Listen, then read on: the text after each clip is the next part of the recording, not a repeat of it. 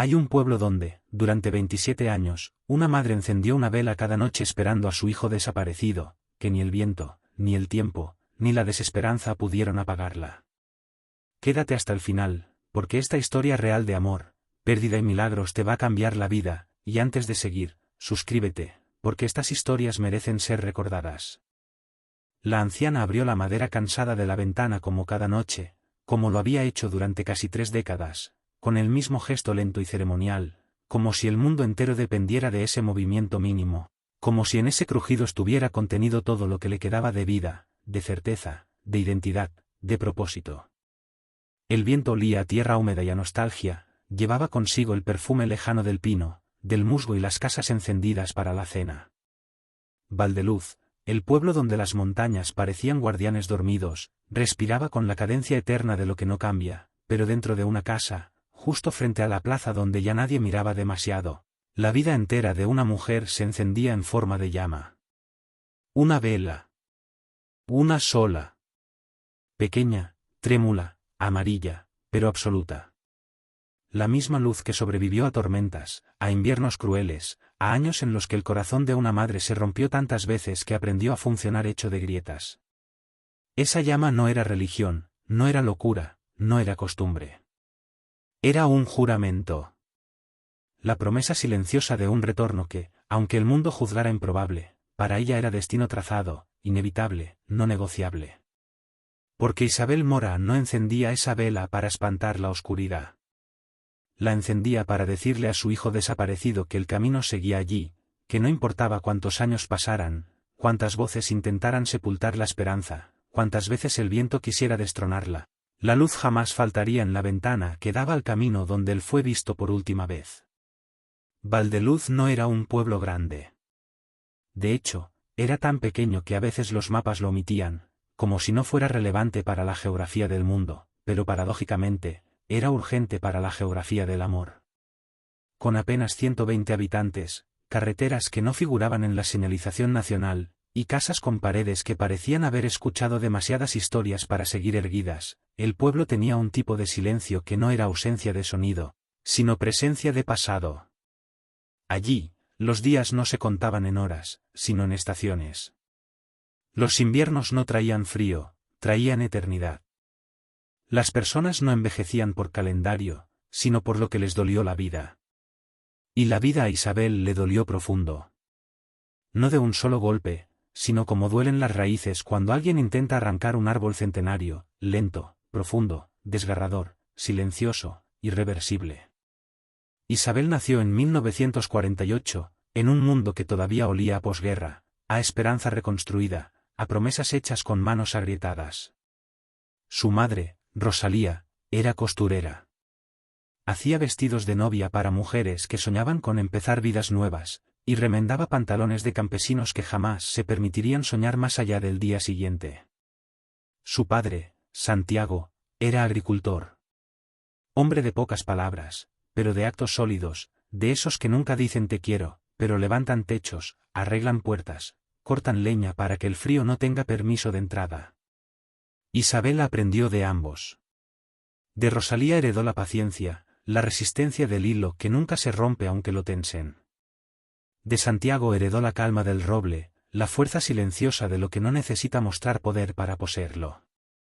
Su infancia fue humilde pero completa, tejida entre campos, tardes de lectura improvisada, y tardes enteras observando insectos con una curiosidad infinita. Era ese tipo de niña que hacía preguntas que los adultos temían responder. ¿A dónde van los que ya no están? ¿Por qué algunas estrellas se ven más tristes que otras? ¿Quién decide cuándo termina una historia? Rosalía solía besarle la frente y decirle: las historias no terminan si alguien sigue contándolas. Y Santiago, con la paciencia del campo, añadía: incluso el silencio es parte del relato, hija. Pero la infancia de Isabel tuvo un punto de ruptura exacto, claro, inamovible, como una grieta en la línea del destino. Tenía 12 años cuando una fiebre tomó a su madre sin aviso ni piedad. No hubo despedidas largas, ni tiempo para promesas, ni espacio para asumir la pérdida. Solo un amanecer donde Rosalía ya no despertó. Santiago, que jamás enseñaba debilidad, se quebró como una rama vieja cuando cae la primera nevada. Pero no se permitió caer del todo. No por él. Por su hija. Por la niña que ahora sostenía su mundo.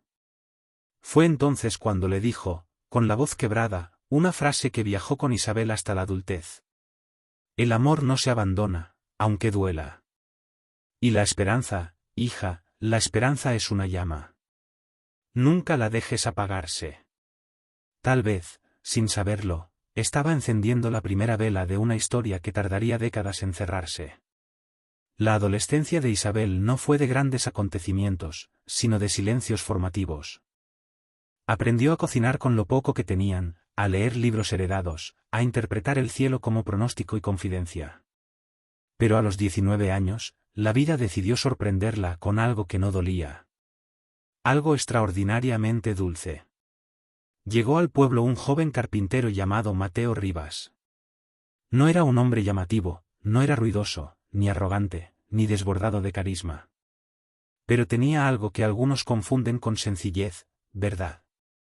Había llegado para reparar bancos, vigas y marcos de la iglesia. Pero algunos destinos no obedecen a planes. Y él no se quedó por trabajo. Se quedó por ella. El amor entre Isabel y Mateo no fue épico ni altisonante. No fue relato de novelas. Fue cotidiano. Lento. Inexorable. Se construyó entre miradas que no necesitaban traducción, silencios cómodos, caminatas sin prisa, complicidades discretas. Un mediodía, después de varias semanas compartiendo conversaciones robadas al paso, Mateo le entregó una pequeña caja tallada a mano. La madera tenía vetas irregulares, marcas de gubia, signos de trabajo hecho sin prisa, sin perfección, pero con intención. Dentro, había un corazón de madera pulida, imperfecto, asimétrico, sin barniz. Isabel lo miró sin aliento. Mateo solo dijo: no es perfecto, pero es verdadero. Como yo. Y ella, sin ninguna necesidad de palabras, lo supo. Se casaron 2 años después, bajo una lluvia leve que no parecía tormenta, sino bendición suspendida. La boda no fue grande, pero fue absoluta. 2 almas, unidas no por promesas grandiosas, sino por una certeza tácita. Estar. Siempre estar. El 3 de abril de 1971 nació su hijo Tomás. Llegó sin avisar, pero con autoridad. Desde el primer llanto, tuvo un sonido distinto, no de angustia, sino de anuncio. Como si no llegara a pedir un lugar en el mundo, sino a reclamarlo. Isabel supo, desde el primer segundo, que ese niño no sería ordinario. No por destino heroico, sino por humanidad profunda. Desde pequeño, Tomás miraba el mundo como si intentara aprender de él más de lo que el mundo podía enseñarle. A los 4 años, preguntaba por el origen del viento. A los 6, quería entender por qué algunas personas lloran sin hacer ruido. A los 8, construía bandadas de barcos de madera junto a su padre, quien siempre repetía la misma lección. La madera tiene memoria, hijo. Si la tratas con respeto, te cuenta historias. Esas tardes entre virutas, herramientas y conversaciones, forjaron entre padre e hijo un lenguaje que no necesitaba de muchas palabras. Mientras Mateo le enseñaba a medir, a lijar, a ensamblar, le enseñaba también a templar el carácter, a no romper lo frágil, a no abandonar lo que exige paciencia. Isabel, por su parte, lo sumergió en bibliotecas caseras, libros viejos, relatos de mundos que no cabían en Valdeluz. Le enseñó a escribir cartas, no para enviar recados, sino para enviar pedazos del alma. Tomás creció feliz, amado, sostenido por una tríada perfecta: hogar, amor, propósito. Pero la vida, que no entiende de justicia, a veces quita porque sí.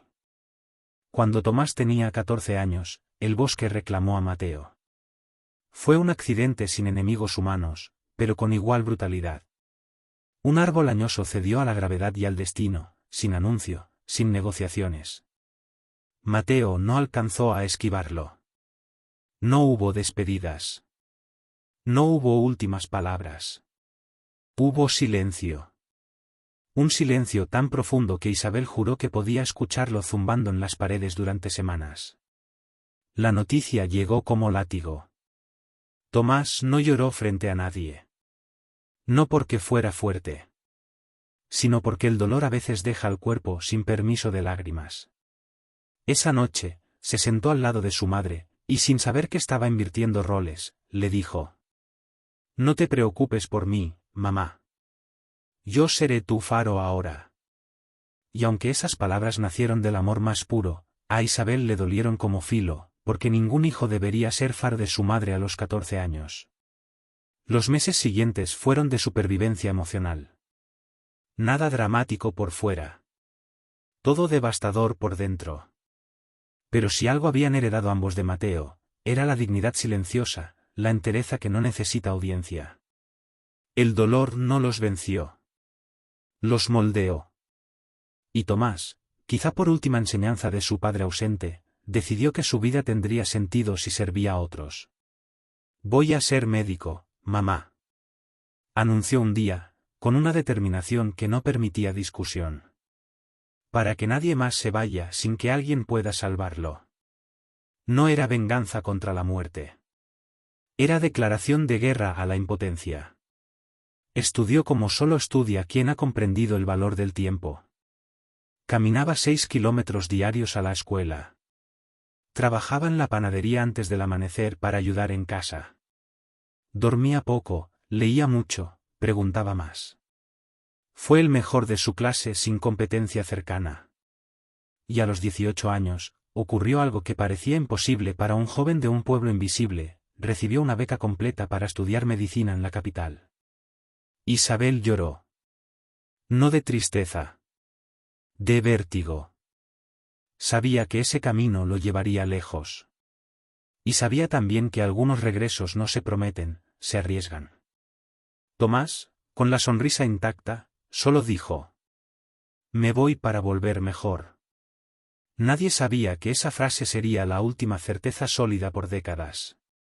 Los primeros años en la ciudad fueron fértiles en cartas. Tomás escribía cada semana. No hablaba de medicina, hablaba de humanidad. Le escribía sobre pacientes, sobre hospitales fríos, sobre gente que llega sin esperanza, sobre manos que se toman incluso cuando no hay nada que sanar. Isabel coleccionaba cada carta en una caja de madera, la misma donde guardaba el corazón tallado que Mateo le había dado de joven. Cartas que eran hogar en papel. Pero después de 2 años, las cartas dejaron de llegar. Al principio, fue razonable: exámenes, guardias, jornadas infinitas. Luego, inquietante. Finalmente, insoportable. Isabel ya no esperaba carteros. Los perseguía. Viajó a la capital sin saber usar transporte público, ni leer mapas, ni entender la magnitud del mundo más allá de su valle. La guiaba algo más antiguo que el instinto, el vínculo. Tras días de búsqueda, llegó a un hospital masivo, blanco y ajeno. Una doctora con ojeras de humanidad le habló con un profesionalismo que intentaba disfrazar compasión. ¿Familia de Tomás Rivas? El corazón de Isabel no se aceleró. Se detuvo. Su hijo no está muerto, señora. Pero está desaparecido. Le explicaron lo que pudieron. Un accidente de autobús en una zona montañosa, donde estudiantes de medicina viajaban como voluntarios. Hubo sobrevivientes. Hubo fallecidos. Pero Tomás no figuraba en ninguna lista.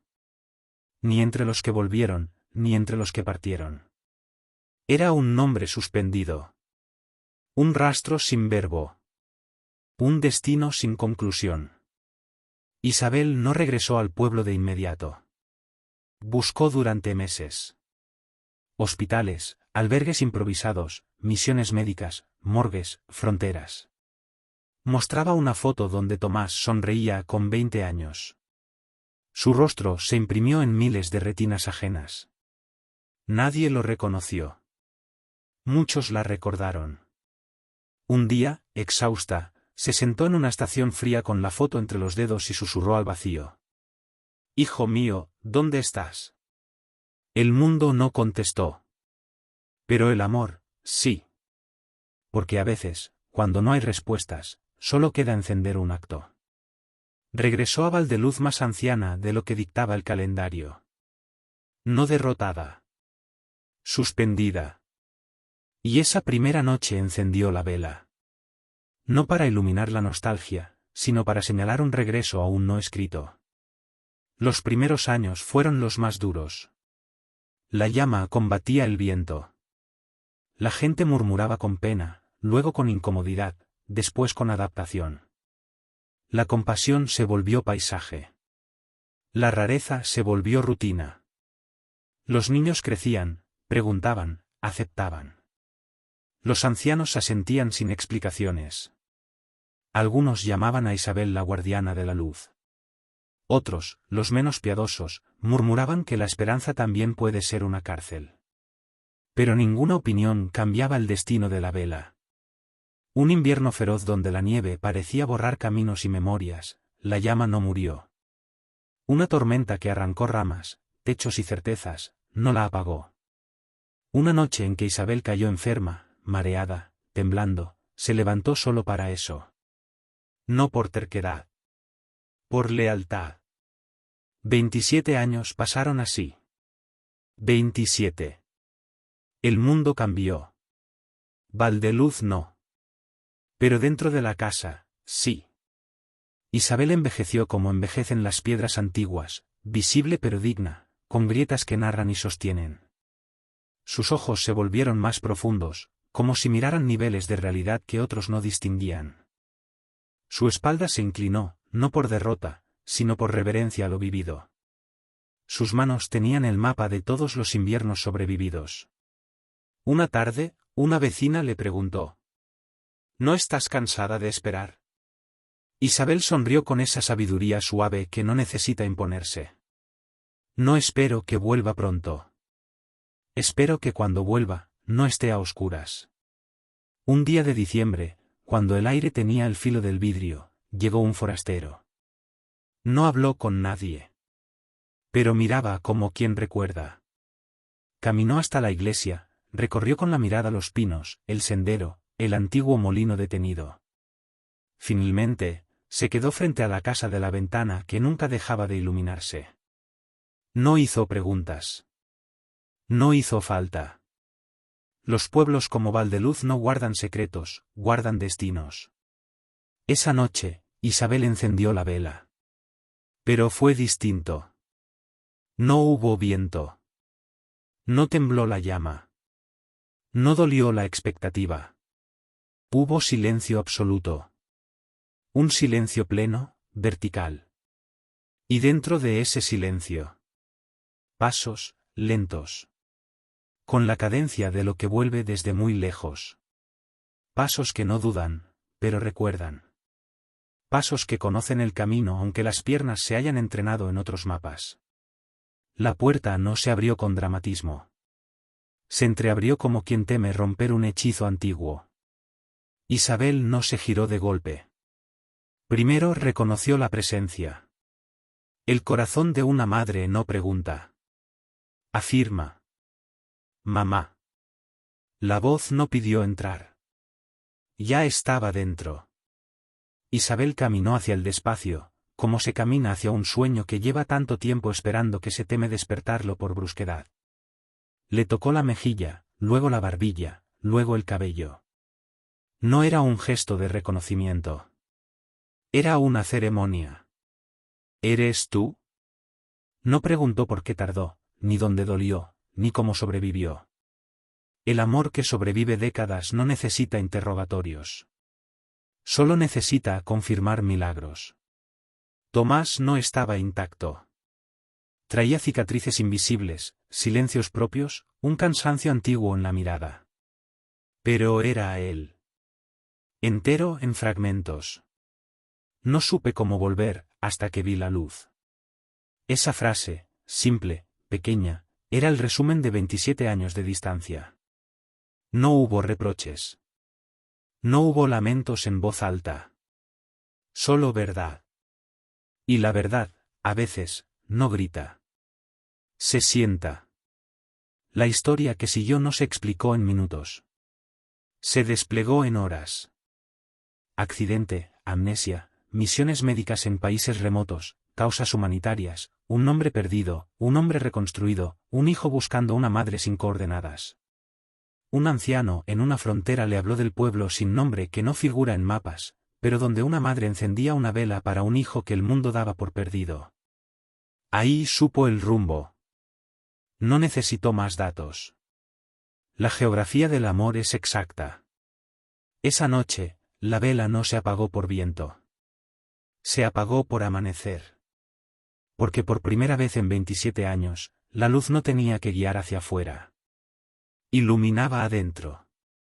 El pueblo no necesitó anuncio. La ausencia y el regreso tienen temperatura. La gente lo sintió. En los días siguientes, no hubo celebración estruendosa. Hubo reverencia discreta. Un milagro no se exhibe. Se reconoce. Cuando le preguntaron a Tomás qué lo mantuvo buscando, respondió sin poesía. Cuando el mundo es demasiado grande, una luz pequeña basta para salvarte. Isabel vivió 6 años más. No largos.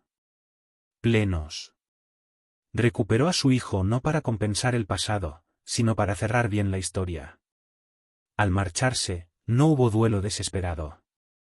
Hubo un entendimiento colectivo, casi sagrado, de que había completado el ciclo. El pueblo quiso encender velas en todas las ventanas. Tomás lo impidió con un gesto suave. No encendáis luz por ella. La que guiaba, ahora descansa en la luz. Esa noche, Valdeluz no tuvo miedo a la oscuridad. Porque aprendió algo eterno, que la esperanza no tiene que ser grande para salvar vidas. Solo tiene que permanecer encendida.